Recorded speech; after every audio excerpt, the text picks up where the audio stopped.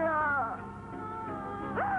আমার স্বামী তার দায়িত্ব পালন করতে গিয়েই ষড়যন্ত্রের শিকার হয়ে খুন হয়েছে।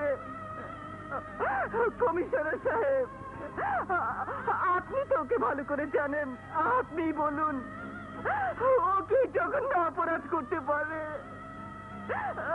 সত্য কখনো চাপা থাকে না, আর তাই সততার মুখোশ পরে আইনকে অন্ধ বানিয়ে হাসান যে অন্যায় করেছে, বেঁচে থাকলে তাকে ফাঁসির দড়ি গলায় পড়ে শাস্তি ভোগ করতে হতো। এইরকম একটা দেশের শত্রু সমাজের কলঙ্কিত লোককে এই গ্রামের মাটিতে দাফন করে গ্রামের পবিত্রতা নষ্ট করাটা ঠিক হবে না। কি বলেন আপনারা? না না, এই জুলুম করবেন না। শুধু তোর স্বামীর লাশই নয়, তোদেরকে গ্রাম ছাড়া করা হবে। আহা, দেরি কেন? লাশ সাগরে ফেলে দিয়ে আসো। অথচ মানুষ হিসাবে মৃত মানুষের প্রতি দাঁড়িয়ে দেখতে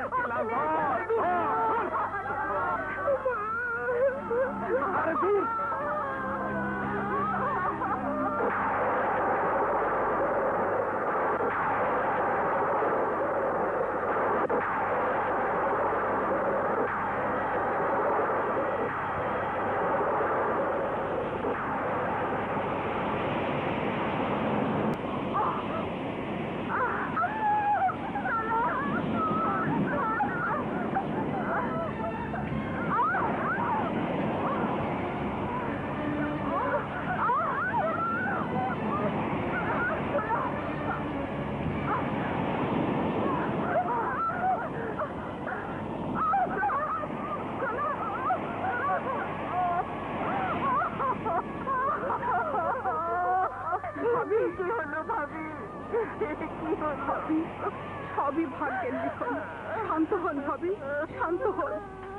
এই মন সেদিনই শান্তি পাবে সেদিন প্রমাণ হবে আমার স্বামী মিথ্যে ষড়যন্ত্রের শিকার হয়েছে। ওই ষড়যন্ত্রকারীরা চরম শাস্তি পেয়েছে।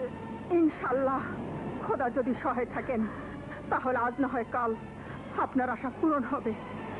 এখন চলুন, আমরা মনকে শক্ত করে সেই চেষ্টাই করি। যেখানে আমার স্বামী শুয়ে আছে সেই মাটি ছেড়ে আমি কোথাও যাব না। বরং তুমি ওকে নিয়ে গিয়ে সিআইডি আকরাম সাহেবকে সব খুলে বলো। তার সহযোগিতায় ওকে গড়ে তোলার ব্যবস্থা করো।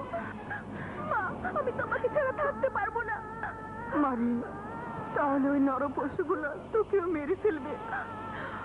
আমার দোয়া তোর সঙ্গে থাকবে, আর আর তোর মায়া মমতা আমাকে বাঁচিয়ে রাখবে। প্রতি নিঃশ্বাসে তুই আমার সঙ্গে থাকবি। ঠিক আছে, তুমি যখন বলছো আমি চলে যাচ্ছি।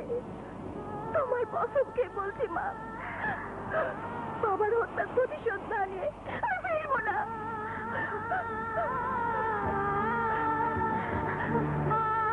মা,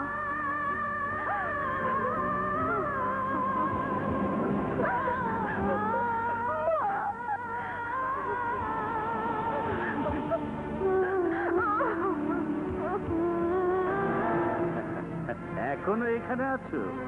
কি কেঁদে কেঁদে চটটাকে ডুবিয়ে ফেলবে নাকি?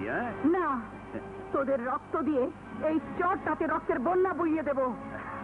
চিহ্নিত করবো তোরা বিশ্বাসঘাতক, তোরা দেশের শত্রু, আইনের কলঙ্ক। তার আগেই তোর কপালে তোর স্বামীর কলঙ্কের দাগ এঁকে দেবো, যাতে এই মুখ নিয়ে কোথাও ঠাঁই না পাস।